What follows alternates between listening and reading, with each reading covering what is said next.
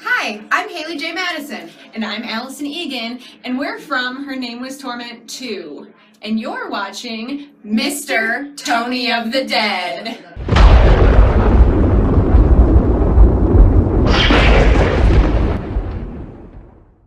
Mr. Tony of the Dead here to bring another movie review for everybody out there, and this time it's going to be on a movie called The Slayer. This is from Arrow Video USA, and it's directed by J.S. Cardone. The movie is about these two couples that go off to a secluded island just to get away from everything, and there's a big storm that comes in. So they're pretty much stranded on this island until the storm clears, that the pilot can come back and take them, because the only way that to get to this island is by plane. Amongst the couples is this artist named Kay, and she dreams these images, like these really horrific things, and she paints them, and that's what she does. She dreams things and paints what she dreams, and that's how she makes her money. And she's starting to notice that her dreams are starting to come to life. What she premonitioned in her dreams is happening on this island, and it's not a lot of good things that happen in her dreams, but considering what she actually does paint. So is Kay actually losing her mind, or is her childhood demonic kind of presence that's always been in her mind actually not just in her mind? Is it real? You have to watch to find out. This movie was definitely a slow burn. It wasn't exactly boring though.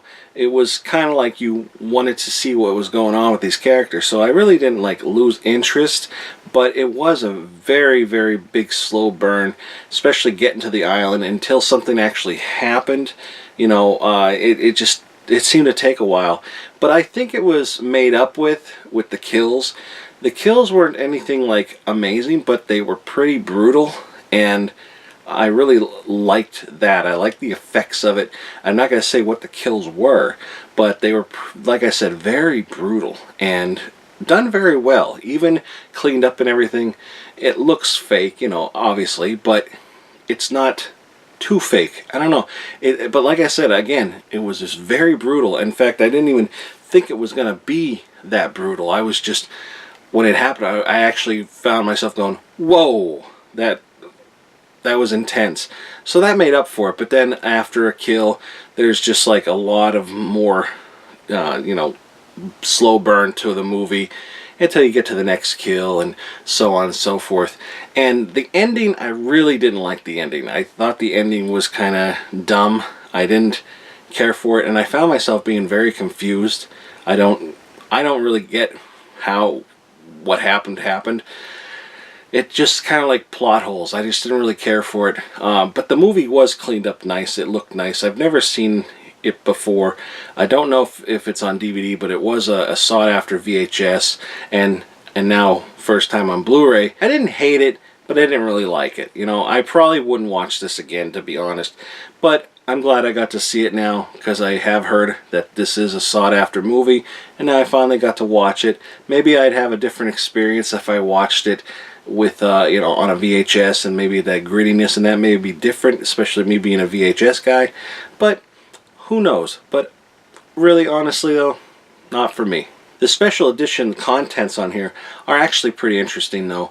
They talk to a bunch of people in an interview on here. They actually go to the locations nowadays in Tybee, Georgia, and they show where they shot certain scenes at, and what it looks like now would look like then. It's like night and day. It's totally different. Very interesting. The director goes around to all different spots on the island and how different the island looks now. In 1981, the island looked very poor and I don't know, just not it wasn't very eye appealing, or whatever the word is. It just didn't. It looked kind of like I wouldn't want to go there. But now it looks kind of nice, and it looks like a place that you can go to. And then there's also, in the one scene in the movie, she goes into this movie theater, and it was all like the seats were ripped out. It wasn't, you know, really nobody would want to be in there. It would look condemned almost. And then somebody recently, or last few years or whatever, they fixed it up since the movie, and it's an actual movie house, and then they have movies there and plays and stuff like that. So they show you that, and then there's also a segment on here where you can look at a Q&A, because the anniversary of it and having this being coming out for the Blu-ray release, they had like a showing of it on the island where it was shot and everything. So you get the Q&A and all sorts of stuff like that. And of course you get the still gallery trailers, and the hearing impaired, you get the subtitles that come up, which I watched, which they did a good job on it. You know, there might have been, again, like certain words that they missed here and there, but for the most part it was done very well. The characters in the movie too, I actually did like the characters. I didn't really hate anybody in the movie. Everybody had played their own, you know, they weren't like anybody else. They were separate, you know, they were their own person. One thing that bothered me, and I know it's a movie, but Kay, like, they could obviously see that something was bothering her, something was wrong from the very start, and they still made her go on this island, and it's just like they weren't listening to her, like she's seen stuff, and it just kind of bothered me that nobody listened to her. I would have listened to her. And here is the new artwork for this. It actually doesn't say who made this, and it's a shame because they did an excellent job. I love this cover. I think this is great. I have never seen this movie before until now, and seeing this cover, it's definitely eye-catching, and I would definitely want to watch it. And now compared to the original cover, it's kind of duh. I don't know. I just wouldn't really care if I saw it. But this looks awesome, and that would be an awesome poster. And here you have the Blu-ray and the DVD, and it's pretty cool that they got like the top of the new artwork on the Blu-ray, and on the DVD it's the bottom of the artwork. And these are region free, region ABC, and there is the booklet. And of course, with a booklet, like always, they have a lot of things: cast and crew, interviews about the transfer, and different posters and stuff like that, and you know, the usual stuff that's always in the booklets for Arrow. All in all, it's actually a very nice release. It's simple, but yet that cover is amazing. The movie looks good. It's just not, you know, a great movie. I wish I could like it more, but I just can't. If you're not a slow burn kind of person, definitely not a movie for you. But the kills and the effects were pretty good. I think that made up for the slow burn.